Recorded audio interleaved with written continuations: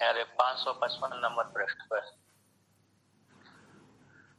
तो कहते हैं सत्य से सत्य, ऐसे सत्य का सत्य परमात्मा है, उसी को बोध कराने के लिए बीच में फिर भाई पतित न्याय को लेकर के तो जो आया उसका भी रूप वर्णन कर देते हैं।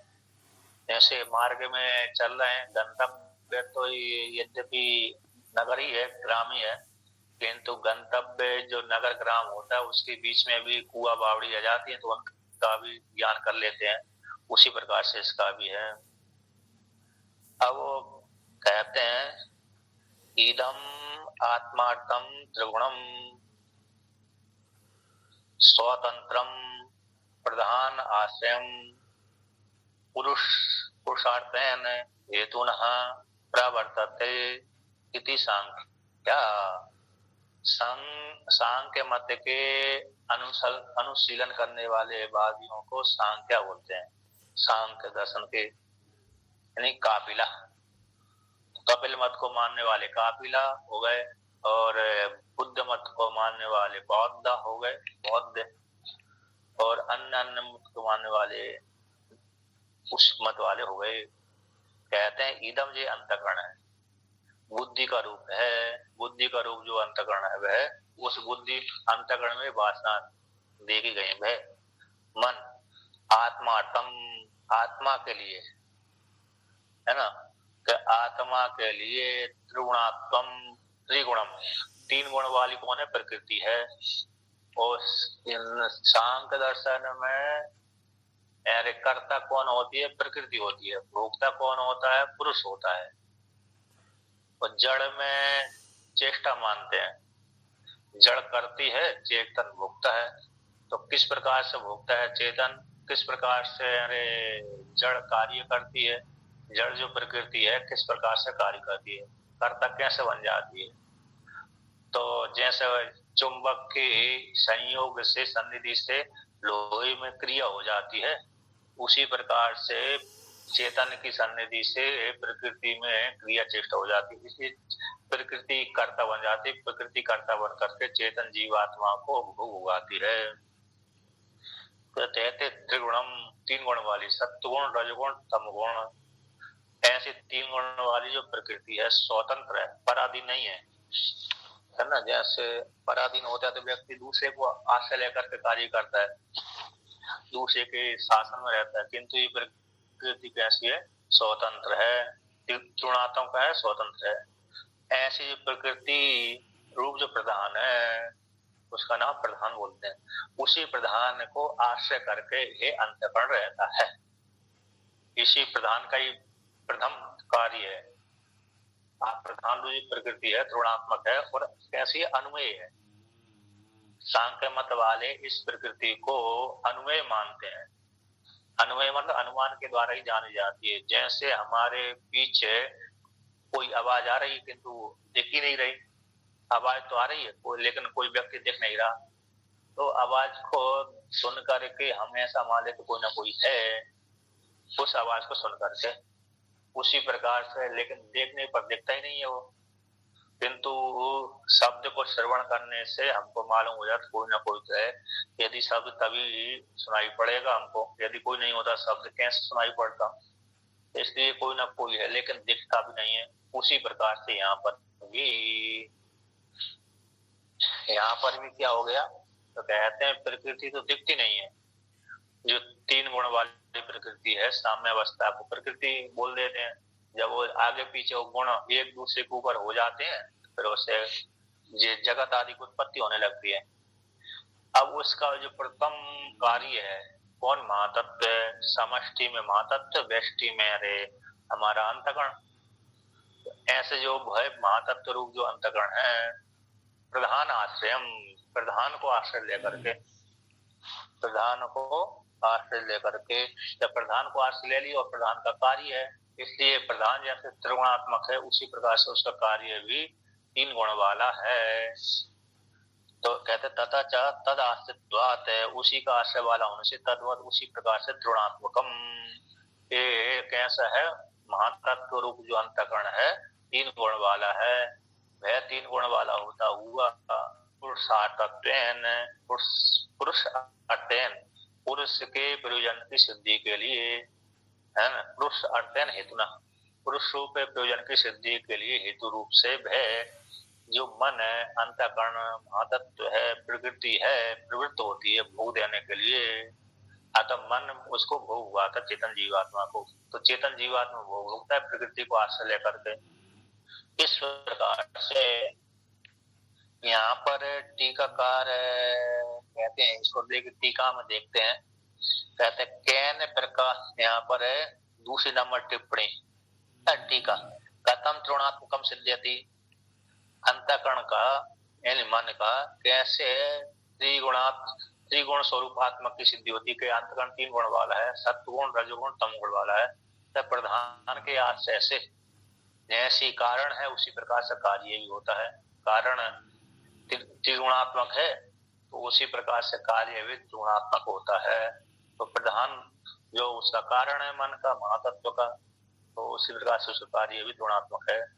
अब कैसे, किस प्रकार से, किस हेतु के द्वारा वह मन, अंतःकरण, बुद्धि मन अंतःकरण जो एक ही है, तो ऐसे वो पुरुष के लिए है, तो उसी को कहते हैं कैन प्रकार से अंतःकरण को आत्मा के लिए स्वीकार किया गया कि आत्मा को भोग देने के लिए प्रवृत्त होता है।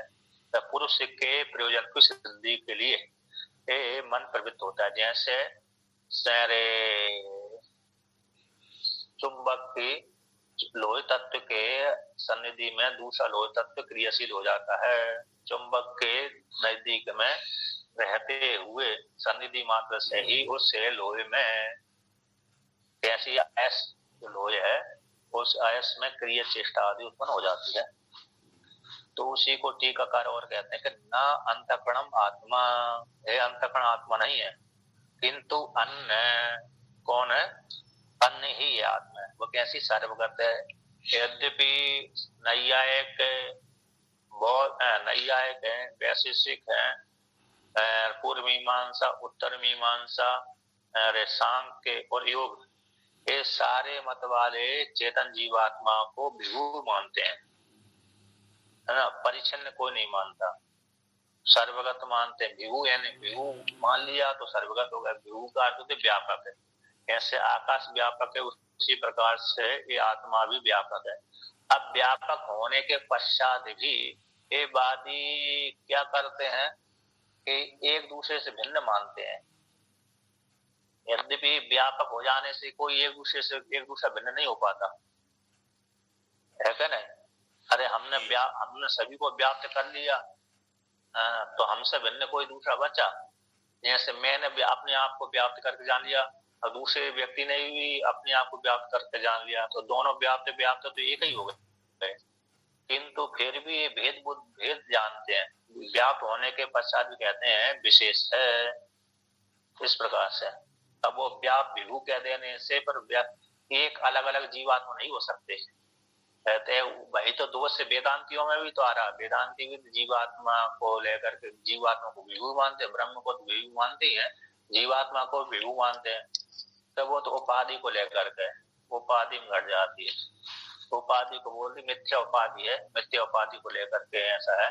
वास्तव में जीवात्मा नाम की स्वतंत्र संज्ञा भी नहीं है ना। पारमार्थिक रूप से, व्यवहारिक रूप से कह सकते हैं, लेकिन पारमार्थिक रूप से जीवात्मा को स्वतंत्र मानते ही नहीं है। ऐसे वेदांत में तो चल जाता है, किंतु ये तो पारमार्थिक रूप से अलग अलग मानते हैं, क्योंकि उसमें हेतु दे देते हैं जनन करण वर्णानाम। इस प्रकार से अब आगे उसको कहते हैं सर्वगत। टीका में ऊपर से चौथी पंक्ति, अंतःकरण आत्मा नहीं है तो कौन आत्मा है कि सर्वगत आत्मा, सर्व विक्रिय शून्य स्वप्रकाश है, ये परमात्मा है। तस्य उसी परमात्मा के जीवात्मा के भोग अपवर्ग अनुगुण है, भोग के लिए और मोक्ष के लिए। जिस जीवात्मा को भोग चाहिए अभी उसकी इच्छा नहीं हुई, उसने अपने आप को नहीं जाना, इसलिए भोग हो गया। तो अब उसको भोगते भोगते भोगते थक गया। प्रकृति कहती है, जैसे प्रकृति कहती है इसने बहुत भोग लिया, अब मैं इसको मुक्त कर देती हूँ, है क्या नहीं। क्योंकि सांख्य दर्शन में जो आत्मा है असंग है, कूटस्थ है, उनका सूत्र एक है, असंगो ही अयम पुरुषा। इस सूत्र उनका है ये बृहदारण्य उपनिषद की श्रुति भी है और सांख्य दर्शन का सूत्र भी है। तो असंग मानते हैं चेतन जीवात्मा को, तो प्रकृति कहती है इसने मेरे को देख लिया, भोग लिया बहुत, तो प्रकृति उसके सामने नहीं जाती, ऐसा वो वर्णन करते हैं। जैसे किसी स्त्री ने देख लिया, स्त्री ने जान लिया, अरे इस पुरुष ने तो मेरे को देख लिया है, अब उसके सामने से फिर वो नहीं निकलती। कभी देख लिया होगा उसके सामने से, फिर उसके भाई स्त्री उस पुरुष के सामने से नहीं निकलती। तो इस प्रकार से तो ऐसा वर्णन करते हैं। उसी प्रकार से ये प्रकृति है, प्रकृति कहती है कि इस पुरुष ने मेरे को देख लिया है, तो देख लिया, अब मैं इसके सामने नहीं जाऊंगी, अतः उसको फिर मोक्ष कर देती है श्रुति। श्रुति कह रहा हूँ, प्रधान प्रकृति उसको फिर भोग देना बंद कर देती है। तो वो भोग देना बंद कर दिया, तो पुरुष ने जाना कैसे, इस पुरुष ने मेरे को जानना है, ऐसा प्रकृति जान लेती है। फिर प्रकृति अलग है, मैं अलग हूँ, इस प्रकार से पुरुष ने अपने आप को जान लिया। तो जानते ही वो उस प्रकृति ने इसको भोग देना बंद कर दिया। अब जिसने नहीं जाना मैं अलग हूँ और प्रकृति अलग है, जिस पुरुष ने नहीं जाना तो प्रकृति उसको खूब भोग देती रहती है ना। जैसे लौकिक उदाहरण मान सकते हैं, जैसे कभी कभी भगवान ने जब तक नहीं जाना तब तक भगवान सेवा करते रहते थे। जैसे महाराष्ट्र में बहुत से भक्तों के घर में भगवान सेवा करते रहे, है कि नहीं, सेवक बन करके। अब जिस दिन उन्होंने जान लिया, अरे जो सेवक था वो तो भगवान था, जो सेवक सेवा हमारी कर रहा था वह तो भगवान था। उसी दिन से भगवान क्या हो जाते हैं, अदृश्य हो जाते हैं। होते कि नहीं होते, हो गए थे। महाराष्ट्र में ऐसे उदाहरण आते हैं 3-4 जगह, भगवान ने बहुत सेवा करी उनकी, सेवक बन करके। अब जब मालूम पड़ गया अरे ये भगवान है, सेवक साक्षात सेवक नहीं है, उसी दिन भगवान अदृश्य हो जाते थे, हो गए थे। तो शिव जी के विषय में भी आता है, कृष्ण भगवान के विषय में तो ज्यादा ही आता है इस प्रकार से। तो उसी प्रकार से यहाँ पर भी जब प्रकृति ने जान ली, जब तक नहीं जाना था प्रकृति या पुरुष ने, कह रहे मेरे को मैं प्रकृति से अलग हूँ, मैं अलग हूँ, प्रकृति अलग है, तब तक प्रकृति उसको भोग देती रही। जिस दिन जान लिया उसी प्रकार से प्रकृति ने भोग देना बंद कर दिया। तो भोग और अपवर्ग, भोग अपवर्ग रूप हेतु के द्वारा प्रधान इष्ट आत्मा के द्वारा ही स्थित अंतःकरण है ना, अच्छा। तो कहता भोग अपवर्ग अनुगुण के द्वारा प्रधान स्वरूपात्मक अंतःकरण उसके जो धर्म है, प्रधान रूप से उसके धर्मक है, धार्मिक रूप से मतलब प्रधान रूप से भी प्रवृत्त होती है। प्रधान प्रकृति इसको अंतःकरण के रूप से भोग देने के लिए प्रवृत्त होती है। किसके लिए, चेतन जीवात्मा के लिए। ये सांख्य दर्शन चल रहा है, सांख्य दर्शन को लेकर के कीर्ति इस प्रकार से मानते हैं, है ना। साधर्मक रूप से धर्म के सहित वह प्रधान प्रकृति रूप अंतःकरण उस चेतन जीवात्मा को भोग देने के लिए और मोक्ष देने के लिए प्रवृत्त होता है। जिस काल में चेतन जीवात्मा ने जान लिया कि मैं प्रकृति मेरे से भिन्न, मैं अलग हूँ, उसी काल में भोग देना बंद उसका हो गया, उसको भोजन पानी आदि अब नहीं देती। रूप रंग रूप जो भोग है ना, दृश्य आदि है, काम क्रोध लोभ आदि जो है वो सारे बंद कर देती है। तो यत्र कापिला भ्रामयंती, जहां पर जाकर के अंतःकरण में जाकर के भ्रांत हो जाते हैं, क्योंकि ये सारे अंतःकरण के धर्म है। श्रुति ने पहले वर्णन कर दिया था, काम क्रोध लोभ विचिकित्सा, है ना, ये पहले श्रुति निकल गई है। ये सारे धर्म किसके, मन के धर्म है। उसी मन के धर्म में कापिल भी भ्रांत हो जाते हैं। तस्य रूपम बक्ष्यामा उससे है। कापिल माने क्या होता है? कपिल के मत को मानने वाले कापिला, कपिल तद्धित हो गए कापिला में, उनके अनुयायी कपिल के मत को अनुशीलन करने वाले। कपिलस्य मतम अनुशीलन्ति ये जनः ते कापिला। तो कपिल के मत का अनुशीलन करने वाले, उनके मत को स्वीकार करने वाले को बोलते हैं कापिला। तो उसी तस्य उस अंतःकरण के रूपम उस रूप को बक्ष्यामा, जिसमें ये भ्रांत हो गए तो उसको हम कहेंगे, आगे खाएंगे, कहने जा रहे हैं। अब भाई कहते ठीक है, अब कुछ अपने विषय में वर्णन कर दी, दूसरे के विषय में बोल दिया, है ना। कुछ अपने अपने विषय में आपने दूसरे सिद्धांत को उजागर कर दिया, कुछ अपने अपने सिद्धांत को भी उजागर करिए। तो आपके मन में, आपके सिद्धांत में भी कुछ कमी है या तो नहीं, कि हमारे सिद्धांत में, वेदांत के बाद में भी कुछ लोग भ्रांत हो जाते हैं, यानी श्रुति के तात्पर्य को नहीं न जान करके विपरीत अर्थ कर देते हैं। अब भक्ति प्रपंच को लेकर कहते हैं, जो वेदांत के एक देशी हैं, उसको लेकर कहते हैं क्या है, कहते हैं यत्र विचित्र, टीका वर्णन किया है, यत्र जहां पर विचित्र विपश्चितन बुद्धिमान, यानी विपश्चितों की जिस स्थान पर जा करके विभिन्न प्रकार की कल्पना हो जाती है, ऐसी भ्रांति हो जाती है, तब उस अंतःकरण के विषय में विभिन्न बड़े बड़े बुद्धिमान भी, धुरंधर वेदांत को अनुशीलन करने वाले भी भ्रांत हो जाते हैं अंतःकरण के विषय में। उस अंतःकरण के विषय में भ्रांत हो जाता है इत्यादि वाक्य को लेकर के कहते हैं न आत्मा, वे आत्मा नहीं है, अंतःकरण का जो रूप है बुद्धि रूपम हिरण्यगर्भ समष्टि हिरण्यगर्भ व्यष्टि में हमारा अंतःकरण, वे आत्मा नहीं है। न आत्मेति स्वपक्षम उक्त्वा, स्वपक्ष को कह करके, स्वपक्ष को अरे तस्य इत्यादि के द्वारा, वाक्य द्वारा बुद्धि के धर्म है, जितने भी बुद्धि के धर्म कौन से वर्णन कर दिया था भगवान श्रुति ने, महारजनम पांडवाभिकम यथे इंद्रगोपो अग्निर्ची पुंडरीकम सकृत विद्युत, ये सारे अंतःकरण के धर्म हैं। ऐसे कह करके अब भर्तृ प्रपंच के मत को उत्थापन करते हैं, जो भगवान बहादुर शंकराचार्य भगवान से बहुत पहले हो चुके हैं, उनसे वो होकर चले गए हो, तो उन्होंने जो ग्रंथ में रचना करी थी उस ग्रंथ को लेकर कहते हैं। उस काल में भक्ति प्रपंच को लगता है भगवान भास्कर ने तभी उठाया, इनका जो ग्रंथ था बृहद्रथ उपनिषद के ऊपर, ब्रह्म सूत्र के ऊपर, 10 उपनिषद के ऊपर भाष्य लेके गए थे 10 पर, तो इसलिए इनके मत ज्यादा प्रचार चलता था, इसी को पढ़ते होंगे विद्यार्थी उस काल में, अध्ययन करते होंगे, इसलिए इनके नाम को यहाँ पर उजागर ज्यादा किया है।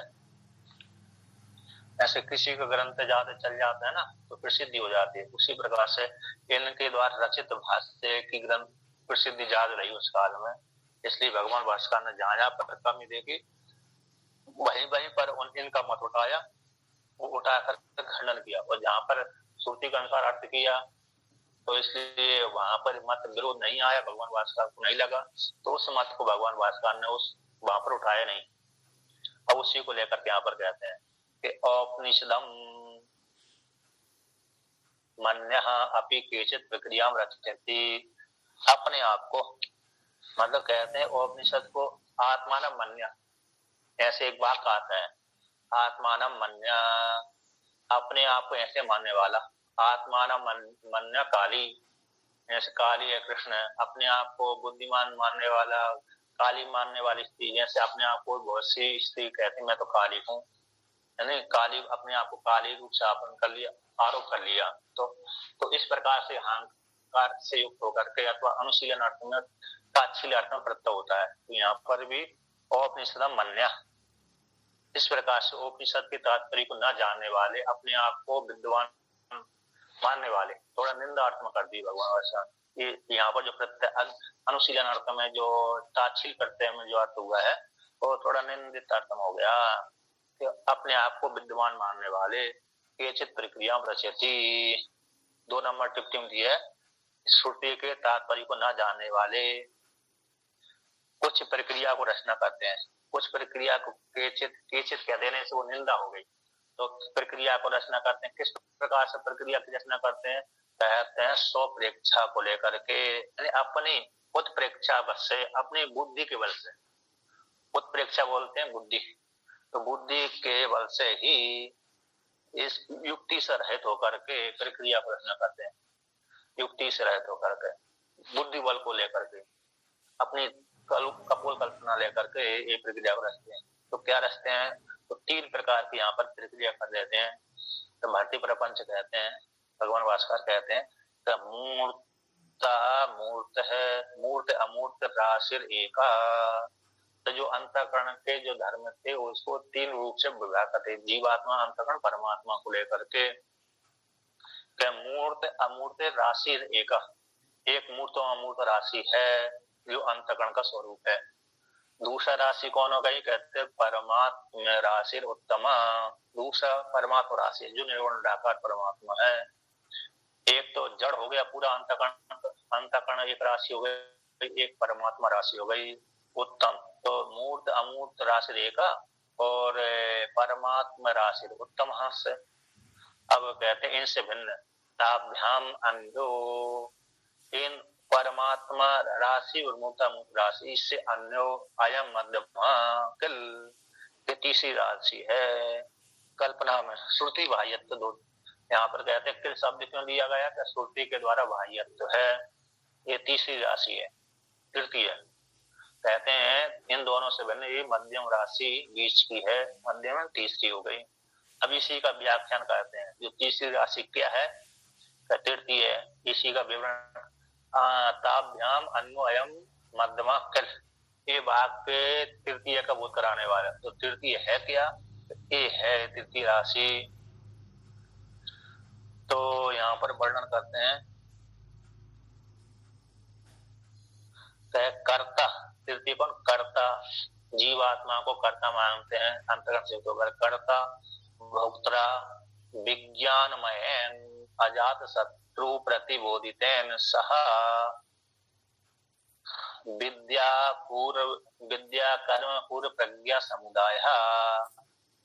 कहते हैं अजात शत्रु के द्वारा, अजात शत्रु के द्वारा प्रतिबोधित जो चेतन जीवात्मा था उसके सहित कर्ता भोक्ता कर्म करने वाला भोक्तेन भोक्ता ऐसा जो विज्ञानमय है उसके साथ वह सह शब्द कर दिया आत्मा के सहित विद्या कर्म, विद्या हो गई विद्या, कर्म हो गए पूर्व के कर्म, कर्म के अनुसार वो पूर्व प्रज्ञा, इन सारे समुदाय को मिलाकर के तीसरी राशि हो गई है ना। स्वतंत्र निर्गुण निराकार परमात्मा अरे भोग नहीं सकता, स्वतंत्र जड़ भोग नहीं सकता, दोनों प्रकार से।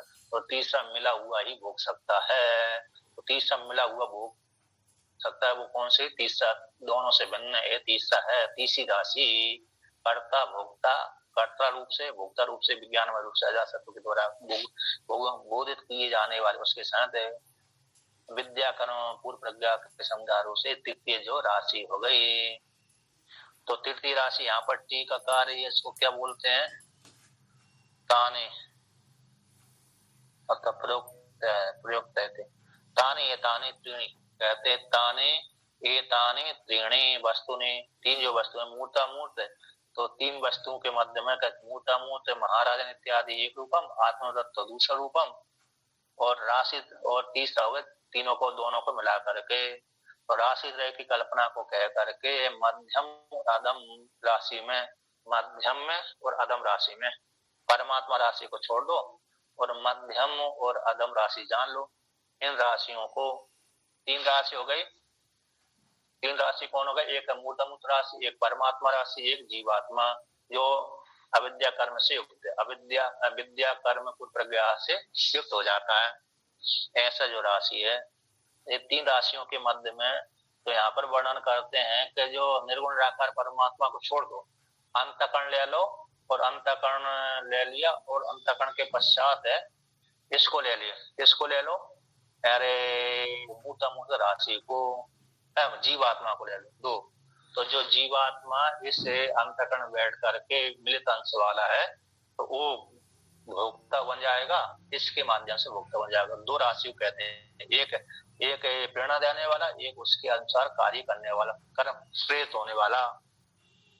तो एक तो प्रेरणा देने वाला, एक प्रेरित होने वाला, तो जो दोनों को लेकर कहते हैं मध्यम राशि और अधम राशि, निर्गुण निराकार परमात्मा को छोड़ करके। तो मध्यम राशि कौन है और अधम राशि कौन है, तो मध्यम राशि कहते हैं प्रयुक्त कर्म राशि, यानी प्रेरणा देने वाला।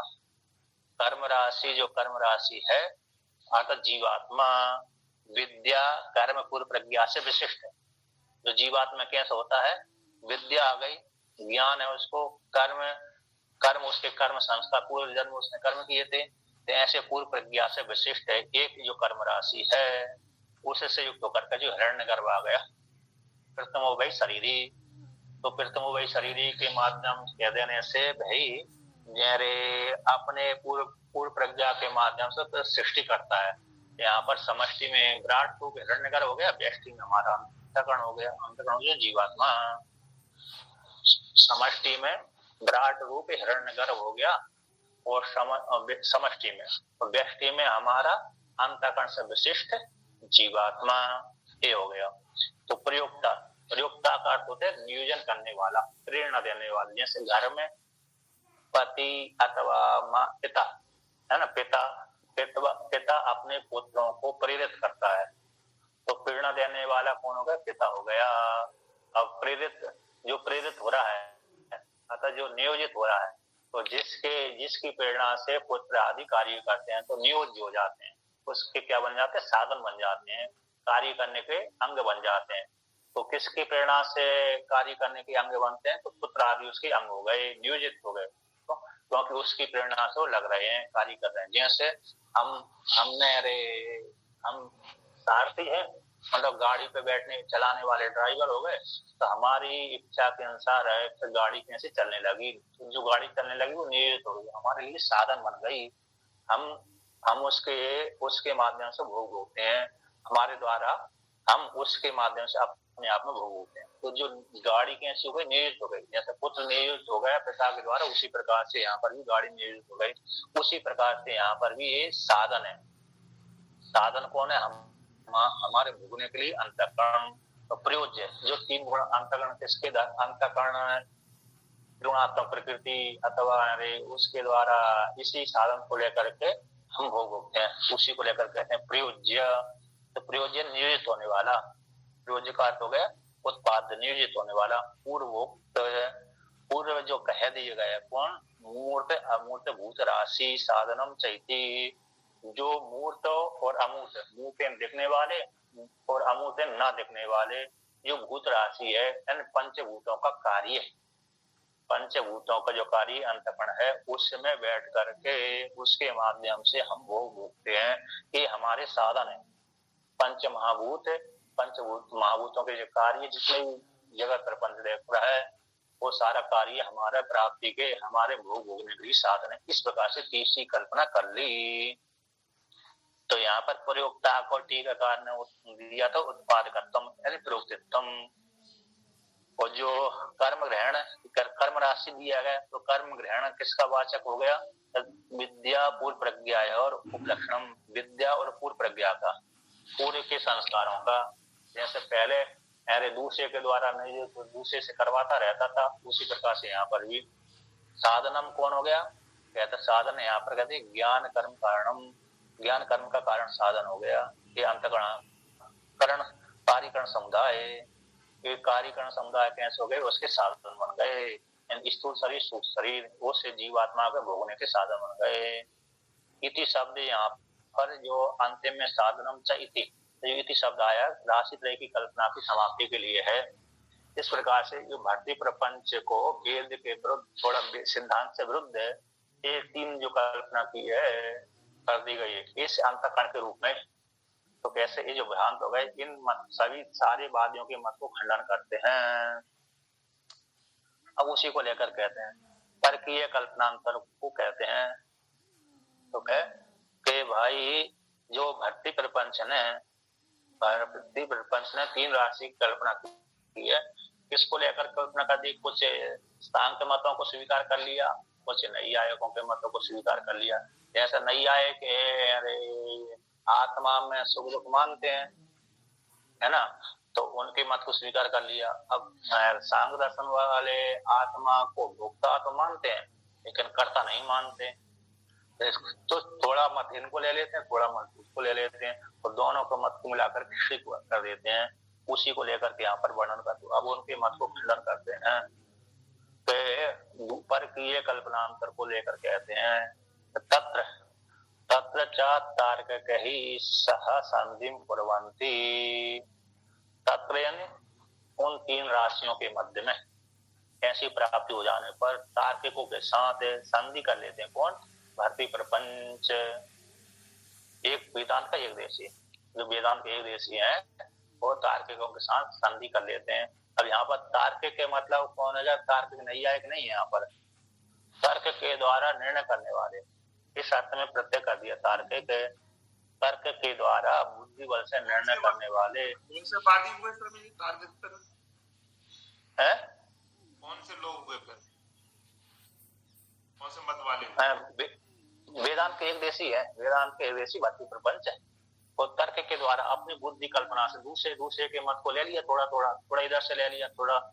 अरे एक लोक में कहानी है ना, तार्किक कौन लिखा है? ब्रैकेट में सांख्य लिखा है, ब्रैकेट में है सांख्य लिखा है। हाँ, तार्किक लिखा है। जैसे कहीं का ईट, कहीं का रोड़ा, भानुमती से कुंभ जोड़ा, हो गया ना। ये लोग कहानियां तो उसी प्रकार से इन्होंने थोड़ा मत अरे सांख्य का ले लिया, थोड़ा मत नैयायिकों का ले लिया, थोड़ा इधर से ले लिया, थोड़ा उधर से ले लिया और जोड़ दिया, तो वो कह रहे हैं। तो उसी को यहाँ पर भगवान वाचक खंडन करते हैं। और तार्किक शब्द यहाँ पर इसका वाचक नहीं है, मतलब नैयायिकों का वाचक नहीं है। तो तार्किक का 1 नंबर टिप्पणी में दिया अर्थ तर्केण अर्थ निर्णय कही सांख्य आदि भी तर्क के द्वारा, यानी अपनी बुद्धि कौशल से, अपनी बुद्धि को शास्त्र के अर्थ को छोड़ दिया। किसको छोड़ दिया? शास्त्र के अर्थ को छोड़ दिया, बल्कि अपनी बुद्धि बल से अर्थ के निर्णय करने वाले इनके द्वारा, यानी कौन के द्वारा? सांख्यवादियों के द्वारा, सांख्य आदियों के साथ इन्होंने अपने बुद्धि बल से निर्णय करने वाले इन्होंने सांख्यवादियों के साथ उनके थोड़े अंश को ले लिया। तो तार्किकों के साथ यानी सांख्यवादियों के साथ संधि कुर्वन्ति, संधि को कर लिया, उनके साथ गठबंधन बना लिया। जैसे एक पार्टी वाले दो पार्टी वाले के साथ थोड़ा गठबंधन बना लेते हैं ना। कभी इधर कभी तो एक दो तो निंदा तो करते ही रहते हैं, बीच में स्वार्थ सिद्ध करने के लिए थोड़ी देर के लिए बना लेते हैं। तो उसी प्रकार से इन्होंने भी संधि यहाँ पर कर ली, तार्किकों के साथ संधि कर ली। अब तार्किक को साथ संधि कर ली तो यहाँ पर वर्णन करते हैं किस प्रकार से। अरे सांख्य दर्शन वालों के साथ संधि कर ली, तो संधि को यहाँ पर स्पष्ट रूप से वर्णन करते हैं।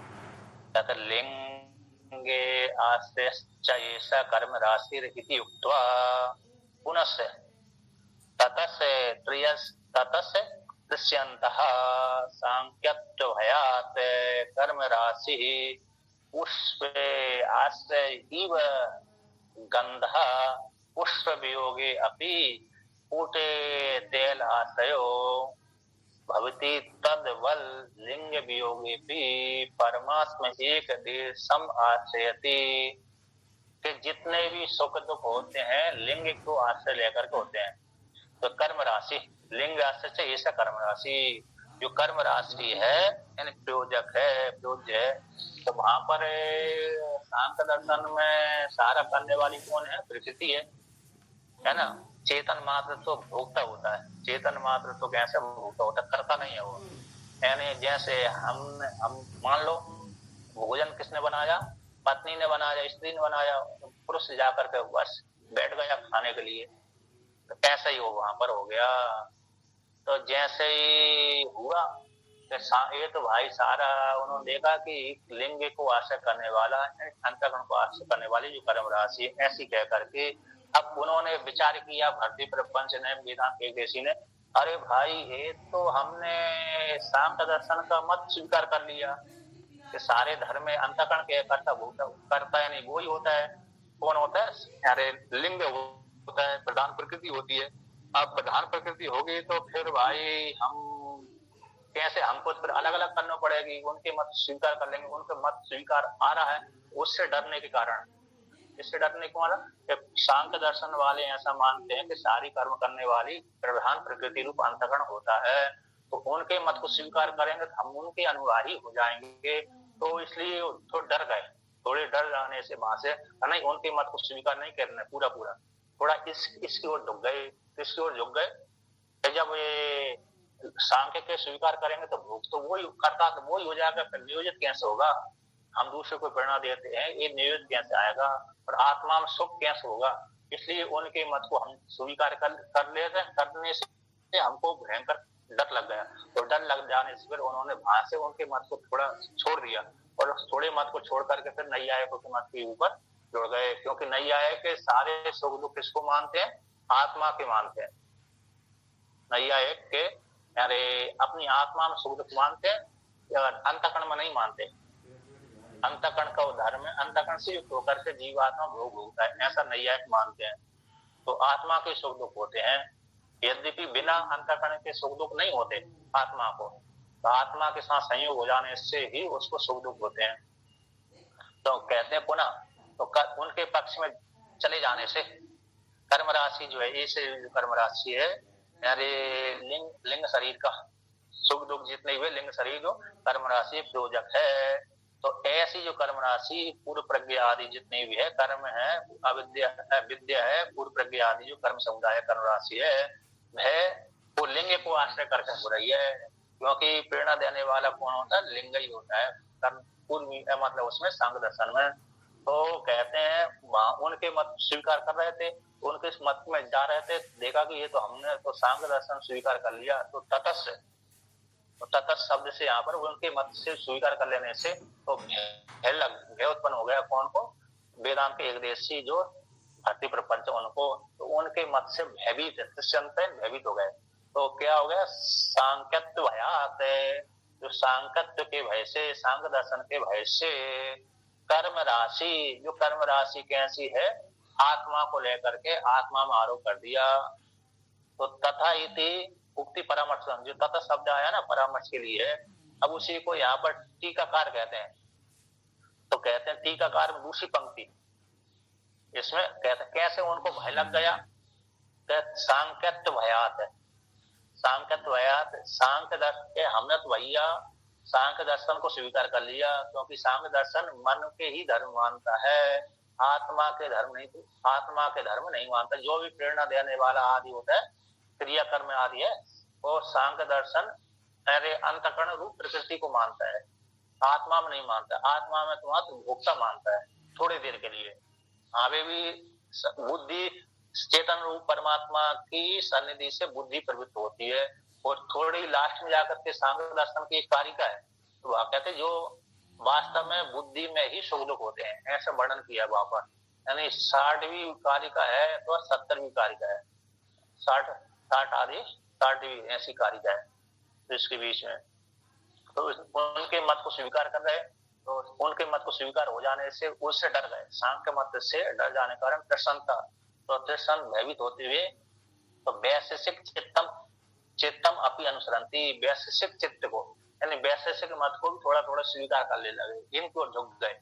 ऐसे कभी कभी है ना, ऐसे दो जैसे लड़की ऐसे 2 लड़कों को 3 लड़कों को देखने के लिए जाती, मतलब स्वयंवर में जा मान लो, जैसे वरमाला हाथ को लेकर के बड़ों को देखने के लिए जाती है कुंवारी लड़की, किसके गले में पहना कुछ इसके देखे इसमें इतने गुण है, इसमें इतने गुण है, कभी इधर झुकने लगती है, कभी उधर झुकने लगती है, कभी दोनों निर्णय नहीं कर पाती है ना, किसके गले में माला डालूं। इसलिए उसी प्रकार से थोड़ा देखा कि इसके गले में माला डालने जा रही थी, वहां पर इसमें थोड़ी कमी दिख गई, तो उससे डर गई, तो दूसरी तरफ वो ढुक गई।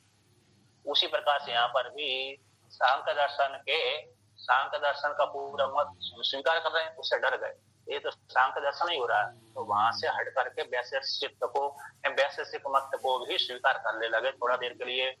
तो कैसे वैशेषिक मत को, यानी नैयायिकों के मत को, वैशेषिक मत मतलब नैयायिक कणाद गौतम मुनि के मत को आश्रय कर लिया। तो ये कर्म राशि पुष्प के आश्रय रहती है ना, तो पुष्प के आश्रय, जैसे पुष्प के आश्रय इव गंध, जैसे पुष्प को आश्रय करके गंध रहती है। अब भाई जो पुष्प को गंध कैसी रहती है? पुष्प के आश्रय रहती है। अब पुष्प को वियोग हो जाने पर भी है ना, पुष्प के, क्योंकि इसमें भोग नहीं होगा, सांख्य दर्शन स्वीकार कर लेने से पर भोग नहीं होगा, चेतन में सुख दुख नहीं आएगा, इसलिए यहाँ पर कहते हैं जैसे पुष्प को आश्रय करने वाली जो गंध थी, अब पुष्प को तो हमने भगवान के ऊपर चढ़ा दिया, पुष्प को किसके ऊपर चढ़ा दिया? भगवान के ऊपर चढ़ा दिया। वह पुष्प किस में रखा था? ऊतक में रखा था, दोने में रखा था, पात्र में रखा था, जैसे हींग हींग तो हमने अरे उसमें सब्जी में डाल दी, किंतु हींग का जो डिब्बा है, हींग का जो पात्र था, उससे हींग की सुगंध आती रहती है। उसी प्रकार से यहाँ पर पूटक यानी पूटक यानी फुट यानी पूटक का दोने में जो रखा हुआ था वो पुष्प था, वो तो भगवान के ऊपर चढ़ा दिया। अब जिस पात्र में रखा हुआ था उस पात्र से भी क्या आने लगती है, सुगंध आने लगती है। उसी प्रकार से तो कहते हैं पुष्प को आश्रय करने वाली जो गंध है वह पुष्प के वियोग हो जाने पर भी, भगवान के ऊपर चढ़ा देने पर भी, और वह पुष्प को आश्रय करने वाली गंध पुटे तेल आश्रय भवती। पुटे यानी पात्र के आश्रय, तेल यानी तेल के आश्रय हो जाती है गंध। ये दृष्टांत हो गया। दाष्टान में कैसे हो गया, दाष्टान में हो जाएगा शब्दवत उसी प्रकार से लिंग वियोगे, तो अंतःकरण के वियोग हो जाने पर भी, अंतःकरण के हट जाने पर भी, अब जो सुख दुख भोक्ता आदि धर्म किसको हो जाएंगे कि आत्मना। लिंग के वियोग होने पर भी परमात्मा का एक देश जो जीवात्मा है उस एक देश को आश्रय कर लेता है, अर्थात आत्मा में सुखी दुखी हो जाता है। आत्मा सुख के लिए दुख के लिए, मतलब दुख को हटाने के लिए सुख के लिए प्रयत्न करता है, प्रेरित हो जाता है। इसलिए एक देश परमात्मा को एक देश आश्रय करके रहती है, तो ये प्रयोजित नियोजित हो जाएगा। ये इस प्रकार से इनके धर्मों को स्वीकार कर लेते हैं, इनके नैयायिक धर्म को। अब उसी को और आगे वर्णन करते हैं। अब यहाँ पर सिद्धांती पूर्व पक्षी से प्रश्न करता है, यानी वेदांत जो एक धरती प्रपंच से प्रश्न करता है कि कैसे निर्गुण आत्मा का, निर्गुण परमात्मा का एक देश जो जीवात्मा है उसको आश्रय कैसे करेगी, निर्गुण है वो तो निर्गुण है, तो कैसे उसको आश्रय करेगी कर्म राशि, सुख दुख वाली जो कर्म राशि अंतःकरण की धर्म है, जो कर्म राशि है पूर्व प्रज्ञा आदि कैसे आश्रय करेगी।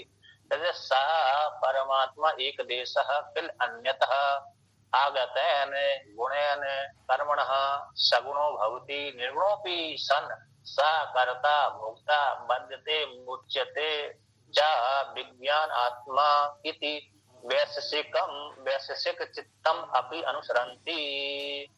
यह जो परमात्मा का एक देश जीवात्मा है, परमात्मा का एक देश जो जीवात्मा किल यहाँ पर दूसरे के मत को ले लिया, श्वेत सिद्धांत मत नहीं है, वेदांत का सिद्धांत मत नहीं है। किल अन्यत किसी को लेकर के, अन्य शब्द का अर्थ हो गया यहाँ पर कार्यकरण भूत, कार्यकरण स्वरूपात्मक भूत राशि से। अन्य शब्द का अर्थ हो गया, टीका दे दिया 14वीं पंक्ति में, अन्य स्थिति मतलब कार्यकरण स्वरूपात्मक भूत राशि से ये धर्म में आए थे। इसके द्वारा सुख दुख वाले धर्म है, क्योंकि रूप रंग आदि है ना, रूप काला पीला आदि रूप रंग भूत राशि की है, पंचभूतों के धर्म है। तो उससे आगत गुण के द्वारा, उन गुणों रूप कर्म के द्वारा सगुण भवती जीवात्मा कैसे हो जाता है, दूसरे के धर्म को स्वीकार कर लेने, भूत राशि के धर्म को स्वीकार कर लेने से जीवात्मा कैसे हो जाता है, सगुण हो जाता है। तो निर्गुणों अपि सन, यद्यपि परमात्मा रूप जीवात्मा निर्गुण ही है, निर्गुण होने पर भी भूत राशि के धर्मों को स्वीकार कर लेने से वह सगुण हो गया। तो सगुण होते ही वह परमात्मा का एक देश जीवात्मा सकर्तव्य हो जाता है, भुक्ता हो जाता है, बंधते यानी बंधन को प्राप्त हो जाता है, मुच्यते मुक्त हो जाता है। ऐसा जो विज्ञान आत्मा है, ऐसा विज्ञान आत्मा जो तीसरी राशि है, ऐसे चित्त वैशेषिकम चित्तम, वैशेषिकों के चित्त का अनुसरण कर लेते हैं, भक्ति प्रपंच इन दूसरे के मत को स्वीकार कर लेते हैं। किससे डर के मारे, कहते हैं नई सांख्यवादियों के मत के डर के कारण। इस प्रकार से और भी कहते हैं। तो यहाँ पर भूत राशि नष्ट कर्म आदि, यहाँ पर टीका वर्णन किया है, जो भूत राशि में रहने वाले कर्म आदि तद द्वारा ही आत्मा में आ जाते हैं, तभी वह कर्तृत्व भोक्तृत्व आदि संसार का अनुभव करता जीवात्मा। और स्वता तो परमात्मा जीवात्मा कैसे निर्गुण आकार ही है, स्वता तो पारमार्थ रूप से निर्गुण परमात्मा ही है, ऐसे निर्गुण एवं विज्ञान आत्मा। टीका वर्णन कर दिया निर्गुण है विज्ञानात्मा, निर्गुण ही है परमात्मा जीवात्मा। कहते हैं, अब अगर वर्णन करते हैं, क्या वर्णन करते हैं कि साचा, जो साचा कहते हैं साचा कर्म राशि, वे जो कर्म राशि है भूत राशि आगंतुक, कहते जो कर्म राशि सुख दुख वाली कर्म राशि, सुख है दुख है अंतःकरण के धर्म रूप जो कर्म राशि पंचभूतों की जो कर्म राशि थी, व्यक्ति फिर अपने आप को कर्ता भोक्ता बंधन मुक्त आदि मानता है जो कर्म राशि है, वे कर्म राशि कहाँ से आई है जीवात्मा में, कि अपने को कर्ता मान लिया। कर्ता धर्म है रे प्रकृति के थे, भोक्ता धर्म है रे जीवात्मा को मान लिया नैयायिकों के माध्यम से। बद्ध थे, बंधन को अरे नैयायिक मानते हैं, मोक्षते भी वो नैयायिक मानते हैं। इस प्रकार से तो उनके चित्त को ले लिया, उनके मत को स्वीकार कर लिया। तो है जो चेतन जीवात्मा है परमात्मा ही था, लेकिन दूसरे के धर्मों को आरोप कर लेने से जो कर्म राशि सुख दुख भोता सुख दुख है बंधन मुक्त आदि जो कर्म राशि है, वह कर्म राशि कहाँ से आई है? भूत राशि आगंतुका, भूत राशि से आई है। भूत राशि मतलब अरे जो पांच ज्ञान इंद्रिय पांच कर्म इंद्रिय आदि के संबंध से आ गई, पंचभूतों का कार्य जो पांच ज्ञान